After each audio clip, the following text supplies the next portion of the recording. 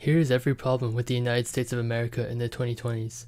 None of these are true of everybody, but they are semi-general statements that are true about enough of American society to the point that it becomes a true problem. Women hate men. Men think too highly of themselves. Sex is casual and divorced from love. People who care about sexual virtue are overburdening and often very annoying about it. We worship normal people called celebrities, and we actually treat them as if they know more about life and the world than us, just because they can write some good songs or play a movie character well. We let their subjectivity govern ours. A high status in society is not based on virtue. We're not strong enough to resist the urge of chasing status. We virtue signal.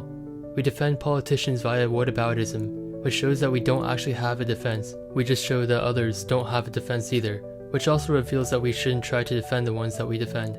How much better off would we be if we simply acknowledge that our pick is crap and call them out on it, because it's not like that means we need to switch tribes or anything. We're hyper-focused on racial tensions, which can only serve as a self-feeding loop. We think that to end racial tensions we have to take revenge rather than beginning to live the way we want the future to be. We idealize our own standards of goodness even when it becomes inconsistent, but we don't even acknowledge that when it stares us in the face. We are extremists for our viewpoints and incapable of sincere discussion because we're not able to handle intellectual uncertainty.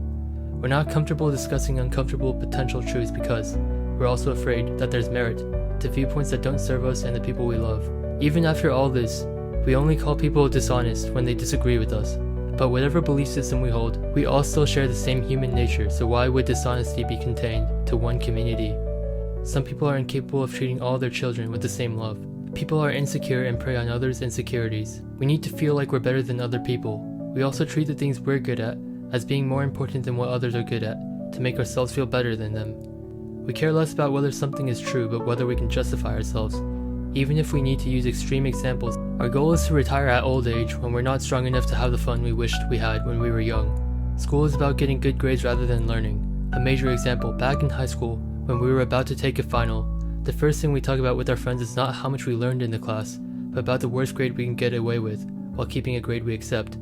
Job hunting is genuinely a skill, one which is quite often harder than the actual work you do, while job hunting takes too much time, expends too much energy, and gives you a very mediocre reward. We're too inefficient to get things done such as road work. We give speeding tickets to cars that are driving perfectly safely on the road, which means that we rob citizens of their time and money without actually even making the road safer, which is an abuse of power and does nothing to serve American citizens. Also, we have insane egos on the road. Ultimately, we fear breaking free of these problems. Of course, it's not all bad in this country right now. There's a lot of positives as well, but as for these negatives, this country would obviously be a much better place if these problems were fixed. Also, if you see in this video only criticisms of a certain community that you're a part of, or only a community that you disagree with, then you especially need to introspect and see if these are true about you, as well as being comfortable with grappling with flaws in your own community, though some of these are probably more true of some communities more than others.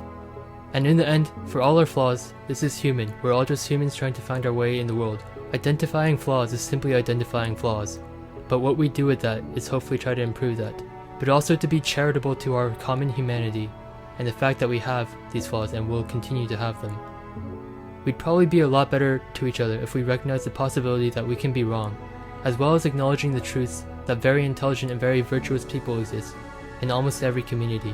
None of us are masters of the universe. And truth is not meant to be only taught from one group of people to another. It's meant to be pursued in ongoing discussion. C.S. Lewis once said the basis of friendship is when you see someone else and you see in them, you too. The first you too moment that we should share is that we're all sharing the human experience in the midst of a very wide world.